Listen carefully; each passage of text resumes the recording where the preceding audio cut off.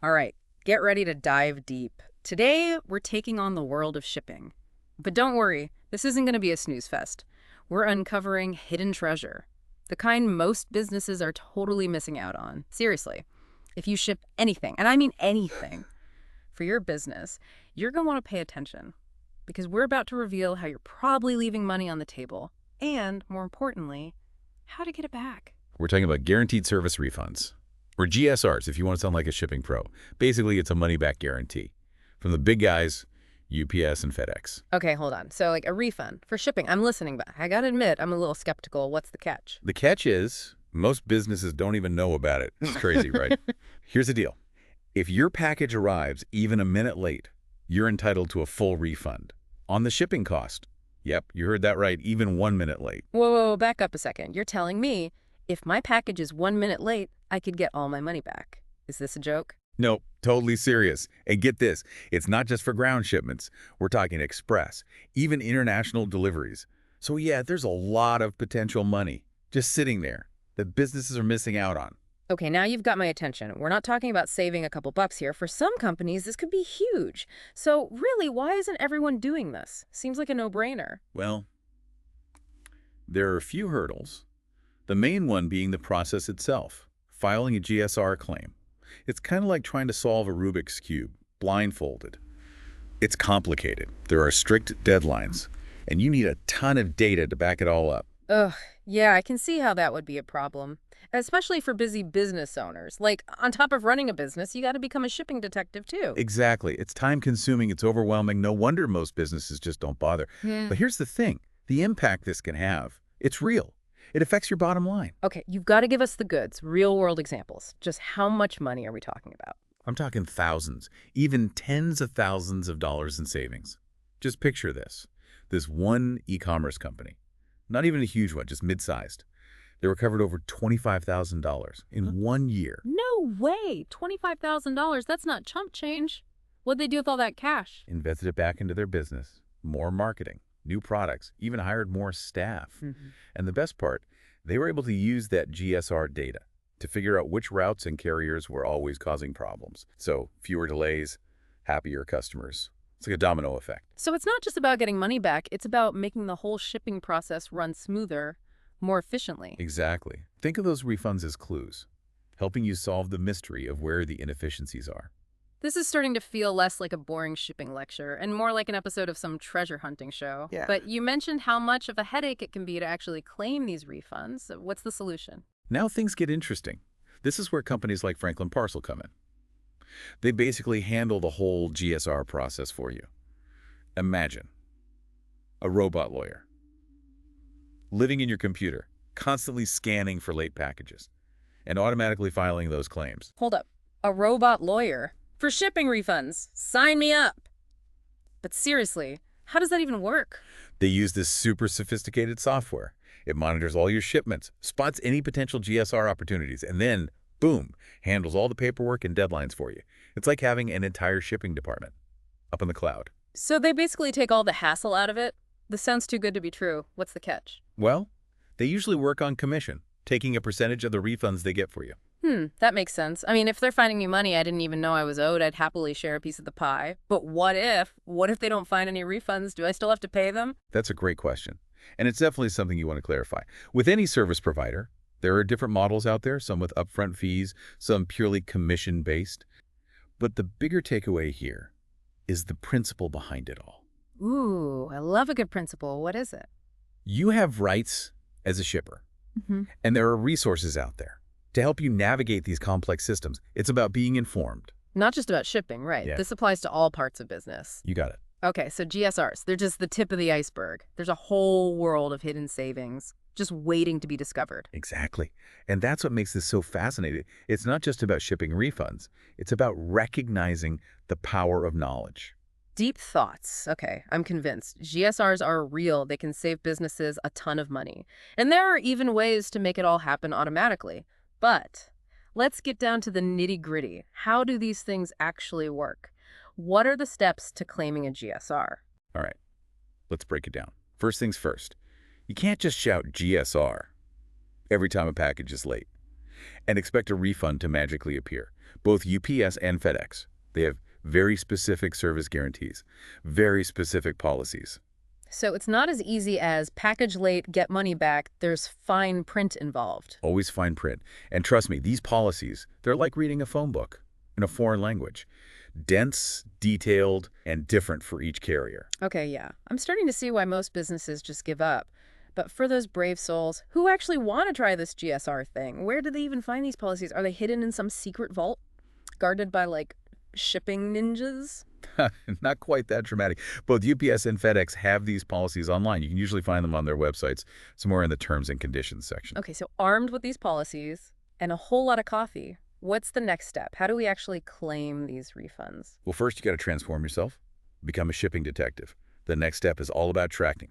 Got to track those shipments meticulously, every single one. Hold on. You're saying I have to become like the Sherlock Holmes of shipping. But instead of a magnifying glass, I've got a tracking number. You got it. But hey, no need for the deerstalker hat.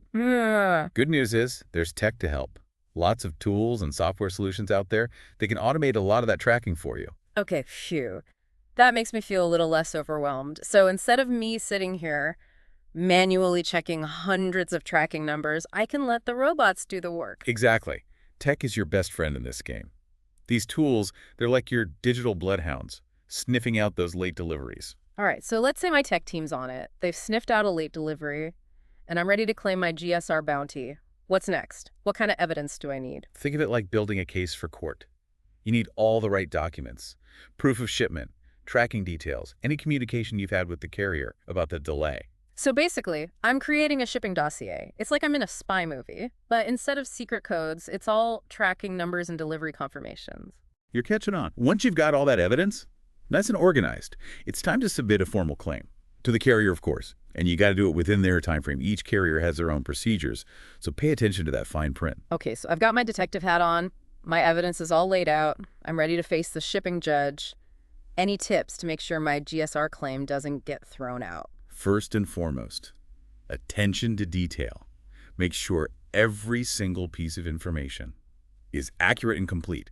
Any little mistake could lead to delays or even get your claim rejected. Got it. Triple check everything. No typos, no missing info. Exactly. And don't forget about deadlines. Carriers are strict about those. Don't let them slip by. Okay, so time is of the essence. Once that deadline passes, no more GSR for me. Pretty much. And one more thing. Don't be afraid to follow up.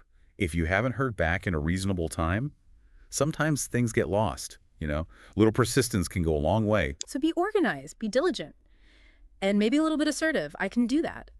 But even with all that, even with the tech and my detective skills, this whole process still sounds kind of overwhelming. It can be, yeah. But here's the thing. Even if you don't end up handling every single GSR claim yourself, just having this knowledge, it's powerful. Okay, I'm intrigued. Tell me more about this power. It's about having better conversations. Yeah. With your shipping partners. When you go into those contract negotiations, you've got data on your side. You understand your rights. So instead of just accepting whatever rates they give me, I can actually push back, negotiate from a position of strength. Exactly. You can say, hey, I know about GSRs. I know your on-time performance isn't great, so let's talk about how to improve it, or maybe adjust those rates a bit. I'm starting to feel like I have a secret weapon. Like I unlocked a hidden talent in a video game. Suddenly, I'm not just a passive shipper. I'm a strategic player in the game of logistics. You got it. And remember, this isn't just for big corporations, small businesses, even individuals. If you ship regularly, understanding GSRs can change the game. So whether I'm a small business owner shipping handmade goods or someone sending care packages overseas, GSRs can level the playing field. Absolutely. It's about taking control, making sure you're getting what you paid for. And if you're not, now you know how to fight back. This is making so much sense. But I'm curious, beyond shipping, are there other areas where this applies, this hidden savings idea? Can we use it in other parts of our lives? That's a brilliant question, and it brings up a really important point. This whole thing, understanding service agreements, looking for guarantees, holding companies accountable. It's not just about shipping. Okay, give me some examples. Where else can I become a hidden savings detective? Think about all those services you use.